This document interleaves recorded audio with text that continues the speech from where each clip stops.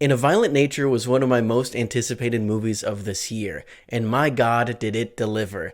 Filled with so many brutal killing scenes, yet meditative walking scenes, but one scene amongst them all stood out, which is the truck scene at the very end. Spoilers, of course, because it's an ending explained, so I would hope you've seen the ending to know what I'm explaining. To understand the ending, of course, we have to understand everything that came before it. In a Violent Nature is a horror slasher movie told through the eyes of the slasher. His name is Johnny, our point of view character, our protagonist. He's the one we experience the story through. And he has a lot of similarities to one Jason Voorhees. I love the Friday the 13th franchise. I thought this movie was such an homage to all the movies, so I'm going to break down the connections between Johnny and Jason. First of all, those names. They're quite similar. They were both killed as kids. Jason drowned in Crystal Lake, and Johnny was scared off of a fire tower and fell to his death. So, when they come back to life, they have the mind of children, as you can see during the scene where Johnny plays with the car keychain, because it said earlier in his backstory that one of the lumberjacks tripped and fell on one of his toy cars, so we know that Johnny likes toy cars. This is me editing here. I learned that the woman driving the truck at the end was actually in a Friday the 13th movie. So there you go, there's a direct connection for everyone. Probably the most prevalent similarity between the two is that Johnny and Jason always come back from the dead. That's why they look like that under the mask, all gross and decaying. They come back from the dead. If you've seen any of the Friday the 13th movies, you know that Jason usually dies at the end, but they gotta make a sequel where he has to come back to life. And when Johnny wakes up at the beginning of In a Violent Nature, it is very similar to how Jason would wake up at the beginning of a new Friday the 13th movie by crawling out of a grave. Of course, Jason has a more brutal way of doing it, killing the people that dug him up most likely, but Johnny just crawls out and starts walking. And let's talk about the walking. I've seen people call this movie a walking simulator, and I get why people think it's boring, but I think it just adds to the charm because, of course, that is what a slasher does in most horror movies. They just walk around finding the next person to kill. So calling this movie a walking simulator is the same as calling Dune 2 a rebellion simulator. It's like, yeah, that's the point of the movie. Think about Friday the 13th again. We don't see what Jason does in between kills. Most likely, he's just walking to the next one. And instead, in those Friday the 13th movies, we watch these characters talk, give some exposition, and you as the audience might be thinking, oh my god, this is so boring, I just wish Jason would show up again and kill these people. And in this case, we have Johnny who is walking, and the audience might go, oh my god, this is so boring, I just wish it would cut to something else. But if it were to cut to a different scene with the people, human characters talking, you would probably go, oh my god, why are they talking? I just want them to die. Bit of a catch-22, isn't it? A great touch that this movie has is that the humans actually have a plot of their own that follows through without us necessarily watching them, and whenever we catch up with them next, the plot has progressed. Like when they talk about the person in the back of the picture that they took, we never see the scene of them realizing that there is a person in the back of the picture.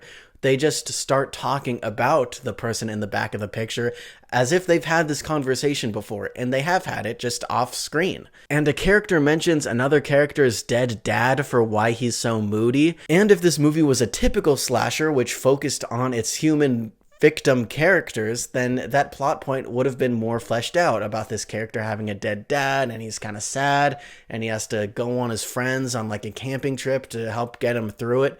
But instead, we're focusing on Johnny, and that can be put to the side. But that little extra detail makes you feel like there is an entire horror movie that you're not seeing happening in the background. Now, there is one scene besides the ending where we don't necessarily follow Johnny, and that is the campfire scene. It's pretty obvious during the campfire scene, it doesn't take a dummy to notice that the camera is circling these characters all throughout the campfire scene. This doesn't stop once, it's just a continuous circle around them. It changes and stops and starts directions, but it keeps circling killing them. You know why? Because in the last scene, Johnny is compared to an animal. So what does an animal do? It stalks its prey by walking around them. In this campfire scene, we're quite literally Johnny, circling the prey, scouting out, seeing who has the necklace. I have also seen this movie compared to the video game Dead by Daylight. I've never personally played that game, but I do know it's one where you play as a horror movie villain, walking around slashing the other players, who are the victims in this case, and if you're not the killer, you have to work together as a team to escape the killer. And when you are the killer character in Dead by Daylight, guess what that entails? Just lots of walking.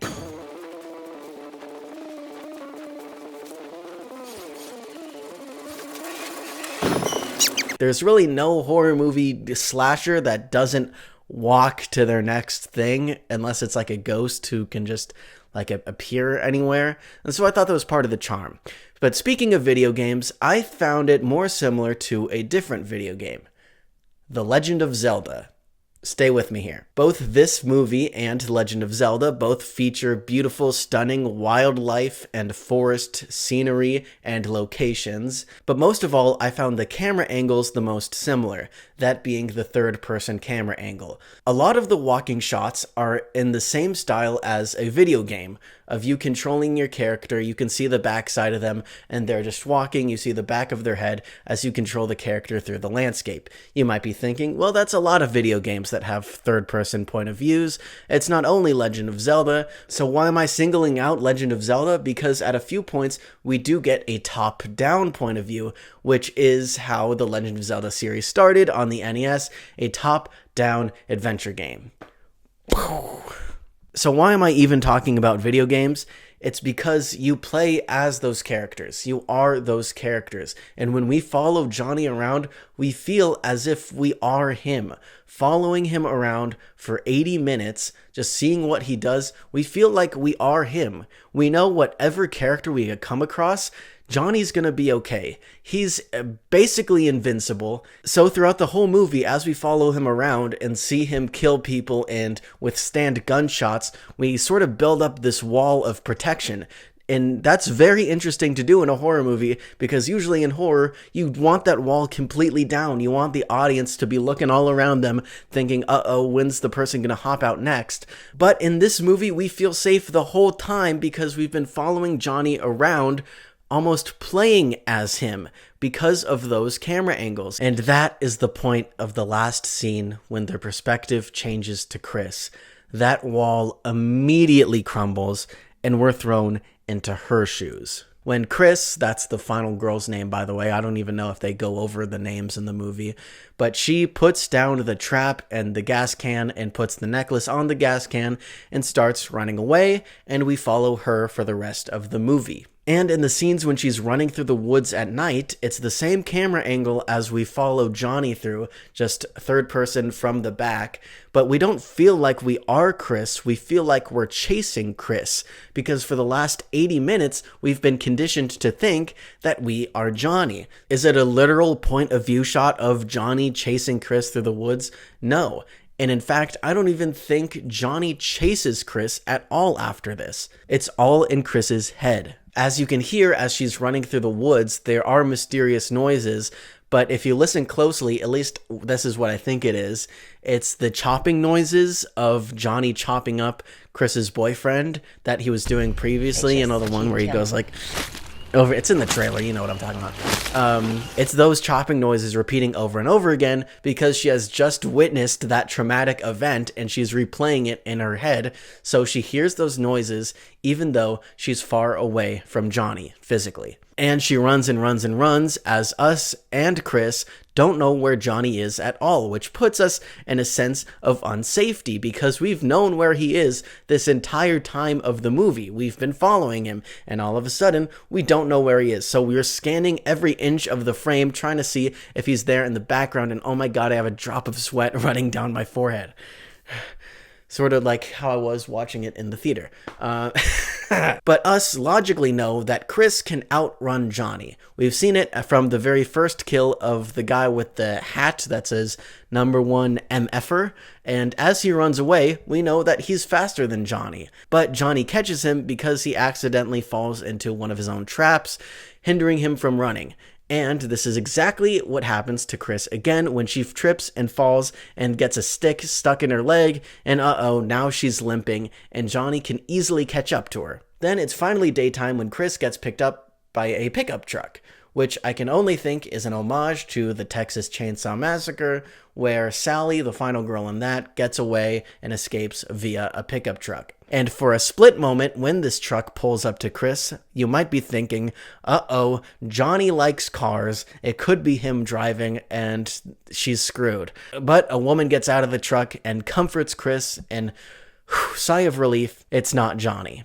And then it's the really long dialogue scene between Chris and the woman about how animals can just kill for no reason at all, comparing Johnny to one of those animals that he kills for no reason at all, but we do know that the reason he kills is because he wants his mom's necklace back. And the scene feels long because I'm pretty sure it's the longest scene of dialogue in the entire movie. I think it might be longer than the campfire scene of where Johnny's exposition is given. But in reality, I think it's only a few minutes, but it feels like a lifetime to us because we've just been following Johnny around in silence, and we've never seen just a typical dialogue scene in this movie yet.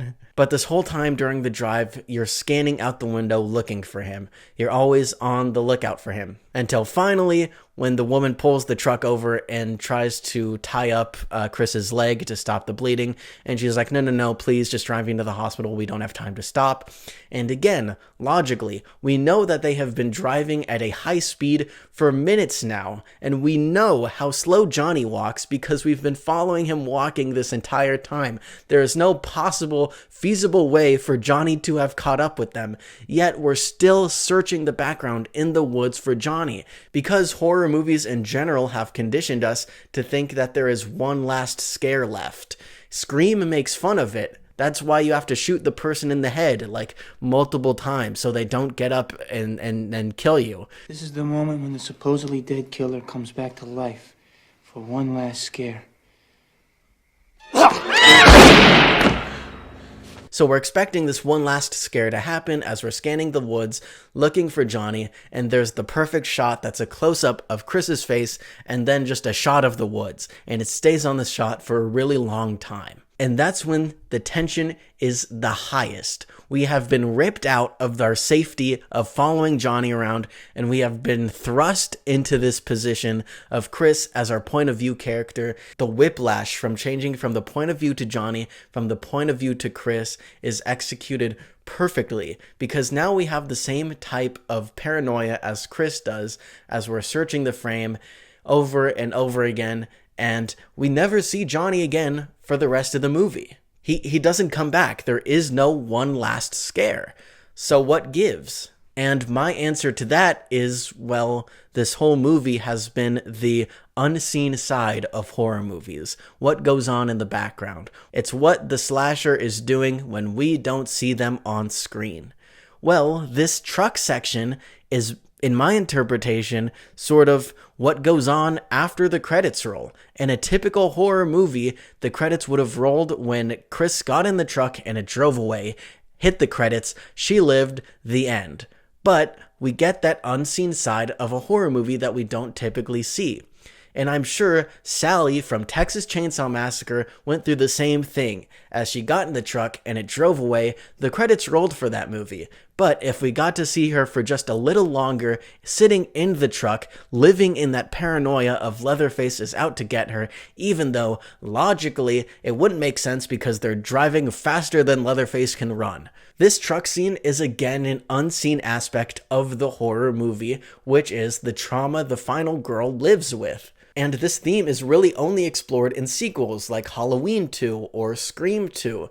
But in this movie, they tag in a little extra at the end to show you what goes on after the credits roll. Once our character is quote-unquote safe, but she doesn't think she's safe. She's living with this trauma and PTSD already from this event. So not only does this movie show the unshowed side of horror movies from the killer's perspective, it shows the unshowed side from the final girl's perspective, which is once you are safe, you still live with that fear that someone's out to get you. But hey, that's just my interpretation. What's yours? Leave it in the comments below. Thank you for watching. You might have noticed I got a brand new mic. That's because I bought it with all of the AdSense money you gave me. So thank you. You literally just watching this video for free is helping improve the channel. And if you like horror movies, I just did a video on a Tubi original that was surprisingly good. So check that out, and I'll see you guys next time.